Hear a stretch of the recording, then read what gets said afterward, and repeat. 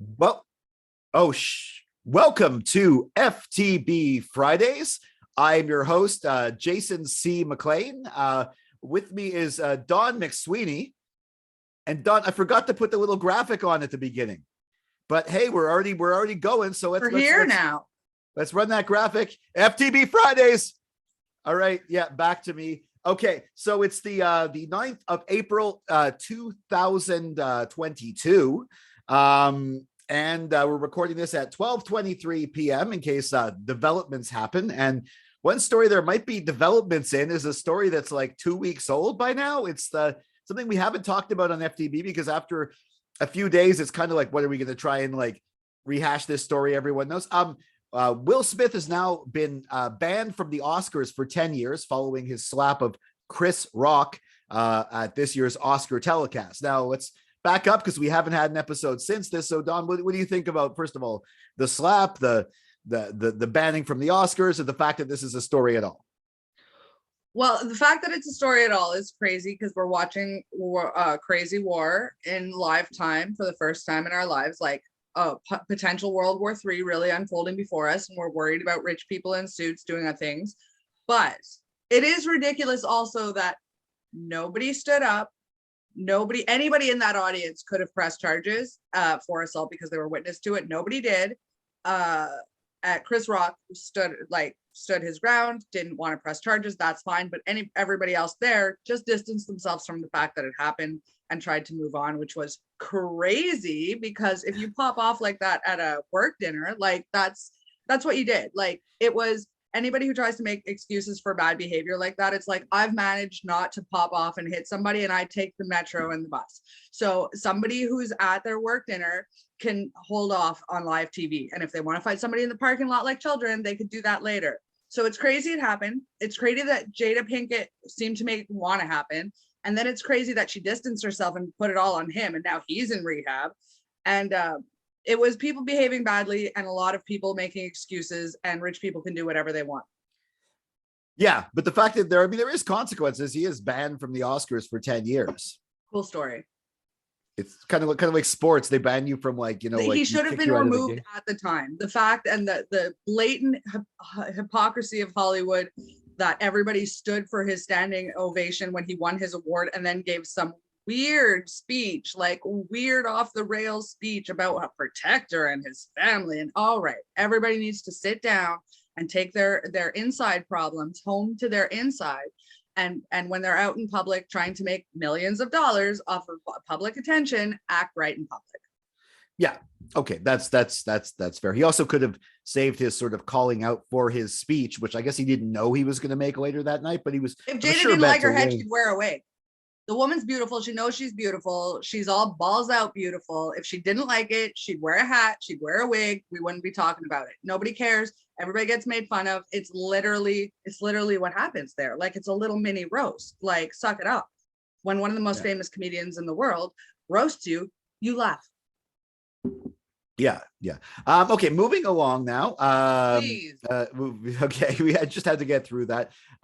Moving along now. I needed to get it off my chest. Elon Musk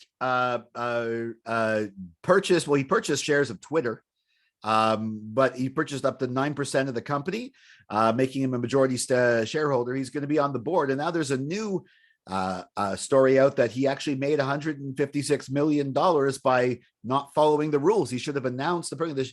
He made the purchase. But before announcing it, he bought up a whole bunch of more stock at $39 a share. And then once he announced it, like late, all those shares he had purchased went up to $50 a share. So yeah. So you explain this to me, because so what should have happened is if he announced it, I think it's 4% or 5% you're supposed to announce it at, then the rest 6%, of those shares, I think. Then the rest of those shares he would have been trying to buy would have been more expensive. But also the shares he had would have been more valuable. So yeah, rich people again doing rich things and going to have to pay a fine that means nothing to him. And at the end of the day, I mean, it's obvious he's loved Twitter for a long time. I like it when rich people buy things they care about, I guess. Yeah, but also I wonder, has he ever been barred on Twitter? I know Trump's been barred from Twitter. Other people have been blocked, even celebrities. Has he ever been I don't know, but I do know that now the question has become, will he go ahead and start unblocking people? Does he have that kind of pull where he could be, because he's such a proponent of free speech, can he now go and unblock people?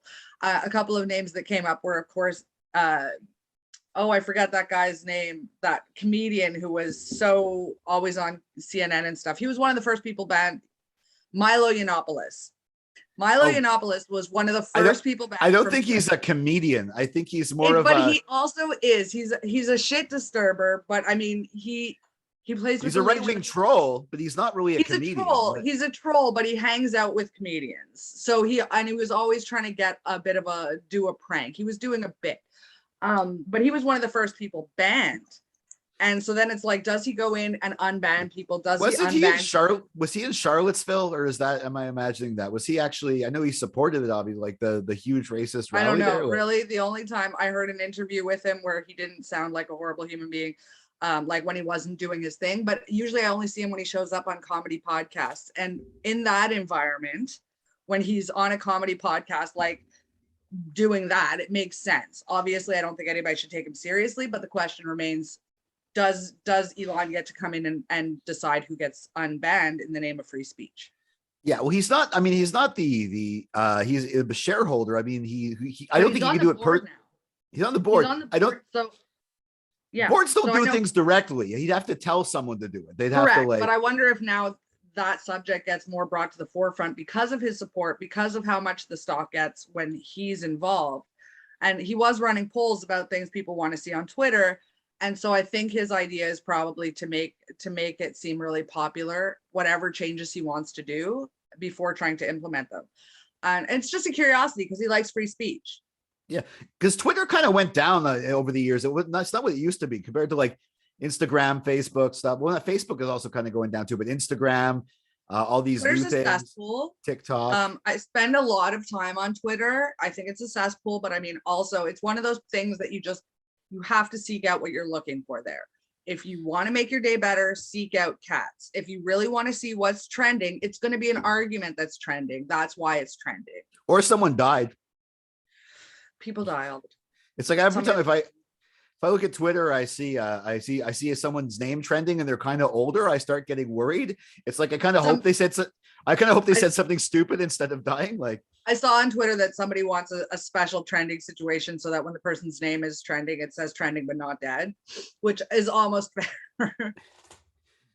Yeah, or trending, but they're not awful now, or something like that. Like they're, that would be another one too. Locally, because I guess it's not really a big story. It's something that's been done before, but they're Montreal is going to be as named 10 streets that will be pedestrian only for the next 3 summers. I'm just going to go through the list.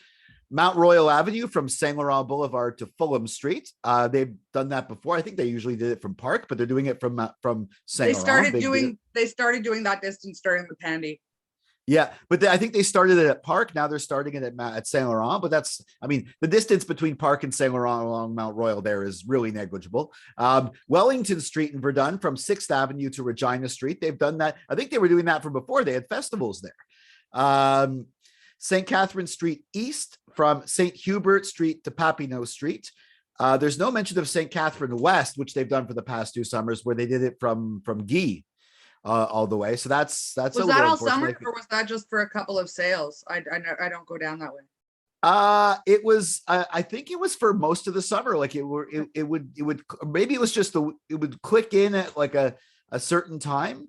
Okay, so Ontario Street East from P9 to Darling, Duluth East from Saint Laurent to Saint Hubert, Saint Denis Street.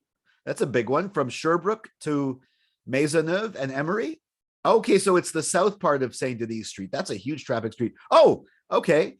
A bit of St. Catherine West from Saint Laurent to Blurry, as well as Clark Street from Montigny to the loading dock of Maison du Développement Durable.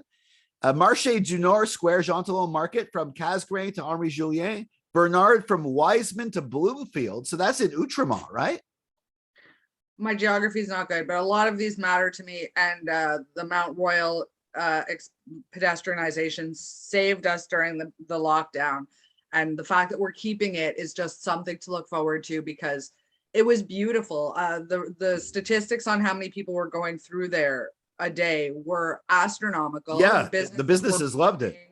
The people were, there was just so much joy, and you know, there were chalk drawings, and they made a point of not just shutting it down but making it a bit of a spectacle. So I remember last year they had these boxes planted, and I saw these people planting sticks, and I couldn't for the life of me figure out what it was. They were planting bamboo. So as the summer progressed, these bamboo trees just started growing in these pots, and it just felt like we were in a good place. Like, it was important to me. I love this. Anybody who doesn't like this hates people and life. Yeah, or just loves the car. One more street, by the way, De Castellano East from Saint Denis to Gaspé. But yeah, I mean, or their businesses can play. For example, one place they tried to do it, the one place they pulled back was Notre Dame Street in I guess my neck of the woods in Saint Henry and Griffin in the Southwest. Yeah, because they blocked Notre Dame, but then the guy who owned Joe Beef complained, because I mean McMillan, yeah, because the thing is, I mean, yeah, local restaurants love it. If you have local traffic, you have a terrace.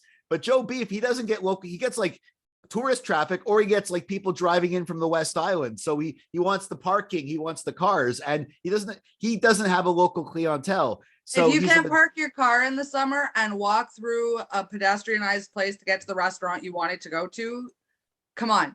Like, you're, once again, you hate life. And once again, this is a decision about money, because the people who live there actually appreciate it. The people who come from elsewhere, I don't care what they appreciate. I understand that one restaurant, it makes it harder for them, but for all the other local restaurants who don't have international prestige, it's the best way. So I'm a little bit tired of money making money and it affecting the people who are actually at ground level using these resources every day. Yeah, and he pulled it. The city pulled it back because I think he was also one of their supporters and stuff. But then he removed his support from them. But you know what? They still won the borough handily. Like, they still like control everything in the Southwest. So like, yeah, the local people support it. And now actually the party controls Verdun too. So the Wellington thing, I went to do you know that they actually had the Jazz Fest on Wellington Street in Verdun one year? No, but that must have been cool. I went there. Yeah, it was an offshoot. Like this was like the year before the pandemic. So I think that their plans kind of got shelved a little bit, but their plan was to have the Jazz Fest at its core in Place de Quartier de Spectacle, but also to have it mini ones running in a different part of town every year, and to bring in some of the acts from the main fest and have them like headline the Wednesday. I love that. Yeah. But I guess they kind of, those plans got shelved because the very following year, everything was locked down and there was no Jazz Fest. But Jazz Fest is back this year. I don't even care who's playing. I will be there at some point. Yeah. Vibes. Oh man, I'm excited for vibes. It's one of those things that you just kind of go to, even if you don't know. I mean, yeah, every now and then there are people, there are jazz aficionados who definitely know who's playing. There's people who just like a particular artist that definitely go, but there are people who just go there randomly. Just for Laughs is back at full force. We already said this: Kevin Hart, Bill Burr, the big names, but they have a whole bunch of other names. John Mulaney, who does the musicals on Saturday Night Live, who I really like. Big J. Okerson, who I really like, is going to be hosting the Nasty Show. Yeah. Ashiaga's back, although Ashiaga, I guess we kind of expected this. The Foo Fighters had to pull out because their drummer passed away. So they pulled out. They were scheduled the last 2 years. They were the one main headlining act from like 2020 that was rebooked in 2021 and now rebooked in 2022, and now they're not able to do it again. So I'm sure they'll get someone big, because it's a big thing and it's the Friday night, but it's a question of who. Also the budget, not to speed you along, but I had asked a couple of people opinions on the budget, because anybody who knows me knows that budgeting isn't my department. Okay. So when the budget comes out, I have a very cursory understanding of it. So I asked one person, who I will admit is conservative leaning, who said that you might as well call it the Communist Coalition budget, which I thought was extreme because I thought it was a pretty basic budget. Did I miss details in here, Jason? I wish it was a Communist Coalition budget. Me too. But what did I miss? Can you break it down for me in like basic terms? Basic terms is that it's basically what the Liberals want, with a few NDP priorities put in there, the ones they had to. So I'm cool. Nothing big happened, right? It's no big deal, right? No, it's just not a budget that the conservatives would appreciate. I'm pretty sure nothing. They're not going to appreciate anything. No. Well, on that note, you can follow, speaking about Twitter, as we were earlier, you can follow Don McSweeney on Twitter and Instagram at McMoxie, me at Jason C. McLean on both those platforms. Well, I guess I'll maybe now do a detailed analysis of the budget, maybe on forgetthebox.net, but I think what I said is good for now. And please, follow us on for daily content. Download the app on Android. Yeah, get the app on Android. It's early in the morning. Well, it's early for me. It's been a long week. So smash that like button on YouTube. Subscribe. So give us a like and a share on Facebook. Tell your friends. Tell your friends. And for daily content, check out forgetthebox.net. We'll catch you next week for another FTB Saturdays.